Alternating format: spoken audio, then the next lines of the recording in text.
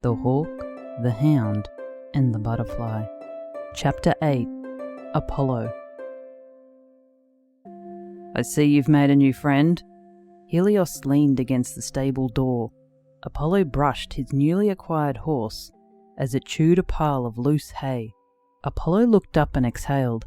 His uncle was always welcome company after Apollo had had a tough day, which was more often than not, but today outdid them all. 2 actually, Apollo replied. I gave her owner 50 gold pieces for her. Helios's mouth dropped open. For a farm horse? Nephew, remind me to never take you to the markets, Helios said, stepping inside the stable. He swayed a little on his feet. Helios had the same blonde hair that Apollo had gotten from his mother, although his had thinned so much on top that he'd taken to cropping it close to his head. Helios didn't have the same eyes as Apollo and his mother had either. They were dark, like deep water in the middle of the ocean, and always had black circles beneath them. Before his mother passed, Apollo basically lived in his uncle's back pocket. Helios would sit with Apollo all day and tell stories of how he escaped a cyclops before he became its dinner, or how he saved an entire village from a fire-spitting mountain. But after she passed, Apollo hardly ever saw him. Apollo was always at the academy, and when he wasn't, Helios would be out of the city, running errands for the king. Apollo missed those stories, even if they were made-up ones for children. They were like dreams where whenever something went bad, it would always turn out okay in the end. The stories Apollo lived never turned out like that. They were nightmares, where anything that could go wrong usually went worse. Well, she seems sturdy enough. Helios brushed his hand down the horse's back. Should serve you well. His voice was shaky. I'll need all the help I can get, Apollo said, as he picked out a clump of dirt and hair from the brush. Well, that's what I wanted to talk to you about. Helios exhaled. Apollo coughed at the stench on his breath, but it could have also been the stables. Do you remember a story I used to tell you about the wizard Photios? Apollo smiled as he hung up the brush over a hook. I think I'm a little too old for tales about magic, Uncle. You're never too old to believe in magic. Apollo shook his head. No one's seen or used magic in... Apollo searched his head for the answer. In nearly 100 years? Exactly. There's more truth to that story than you know, Apollo. Apollo sighed. Perhaps his uncle had shared a glass too many with the other nobles at court. Okay, so how's that story going to help me rescue Artemis? Helios moved his hand towards his breast pocket. He pulled out a long gold chain and kept whatever was attached to it clenched in his fist. A glow seeped through his fingers. Apollo stared at it, leaning in closer. What is that? Helios peeled back his fingers. Laying in his palm was a teardrop-shaped crystal that glowed. Apollo squinted at it. He'd seen it somewhere before. A painting on the wall in the dining hall. His mother had that same necklace around her neck. But the crystal in that painting was nothing like the one in Helios's hands. Inside of it, strands of golden light twisted and twirled like a flag blowing in the breeze. It was beautiful and mesmerizing. Hold out your hand. Helios's voice snapped Apollo out of a daze. He lifted up his hand, still eyeing the crystal. Helios placed it in Apollo's palm, clasping his hands around it. I'm going to tell you the truth of that story. Helios let go and stepped away. He pulled down a bale of hay from a stack and sat down on it. Apollo stared at the wisps of golden light. He shook his head and tipped over a bucket, pulling it up alongside Helios. You see, Photios did in fact live outside the city walls, in the same red wood that stands there today. A shiver ran down Apollo's spine. That same red wood was where he had failed to protect Artemis. Helios put his hand on Apollo's shoulder and squeezed it. Helios began. One day, Photios was on his way into the city when he heard someone crying out for help. He followed the voice and found a boy hanging by a rope from a tree. I've heard all this before, Uncle. The boy's cries attract a wolf and Photios uses his magic to subdue the wolf. But the wolf is so strong that it takes up all of Photios' magic, and he retreats into the woods, never to be seen or heard from again. Yes, well, that's not quite how it happened. Years after the Great Divide, I trust you were paying attention during your history classes, and remember the Great Divide, Just the good parts." Apollo smiled. The Great Divide had been a part of history that interested Apollo the most. It made him feel like he wasn't the only one with a messed-up family. Long ago, the 6 High Wizards of the Ark, an ancient order for beings of magical powers, had grown arrogant in their ways. They'd all forgotten that it was their duty to control the balance of magic use in Pangaea, to keep it at peace. But the 6 were constantly bickering and trying to one-up each other.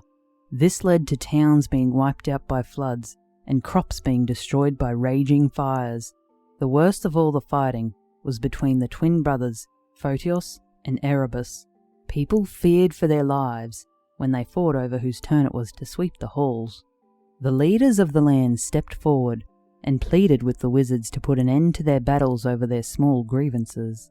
The 6 High Wizards of the Ark met and declared Pangaea would be divided into 6 realms, each of them presiding over and being confined to one. The wizard Photios was not only a master of magic, but he was cunning.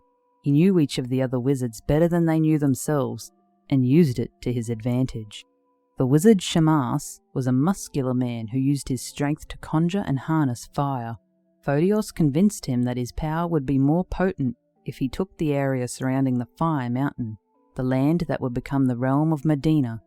The wizard Shulan was a clever woman with midnight black hair that fell to the ground. She was also a good friend to Photios, who knew that the herb Shulan used frequently in her potions only grew in the east. He needed not use any tricks or crafty words on her for her to claim the land that would become Fusang. The wizard Ajir was a loud man who smelt of the sea, and his skin was rough and tanned by the sun, so Photios told him the best fishing in all of Pangaea was in the west, which became the realm of Vanaheim. The wizard Atsula was a keen hunter that loved nothing more than to spend her days in the woods. She was easily convinced to take the mountainous region, where the greatest game lived in central Pangaea, the realm now known as Sarmatia.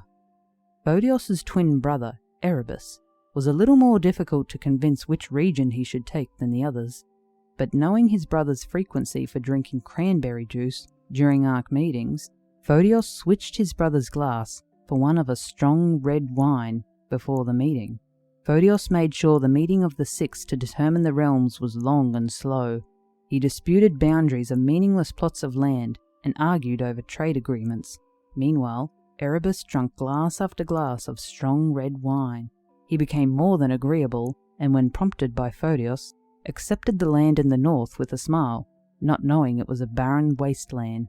After the arguments and agreements, there was one area that was left unclaimed. Photios sighed and agreed to take it, as the other wizards had all already chosen their lands. It just so happened that the unclaimed area was the rich and plentiful land known today as Arcadia. Photios became an advisor to the king, who was in fact Apollo's great-great-grandfather. He brought the kingdom of Arcadia good health and prosperity for many years. But the years turned to decades, and Photios had grown sullen. He neglected his duties to the king and became a recluse. The king was furious, but what could he do when a powerful wizard didn't want to be found? And then one day, a boy came running through the streets yelling his name. The true story, well, the story the boy told, was that after Photios helped the boy down, a wolf appeared. It lunged at the wizard and pinned him to the ground. The boy threw rocks at the wolf, trying to get it off him, but then it started for the boy. The boy heard Photios utter some words under his breath, a spell most likely. Then a wave of energy blasted from the wizard's hand and thrust the wolf into the tree. Apollo sat listening, just as he had always done as a child. His newly acquired horse still nibbled on its hay behind him. The boy saw Photios pluck a crystal from the ground as if it were a flower. Helios bent down and grabbed the dirt at his feet as if he were doing the same.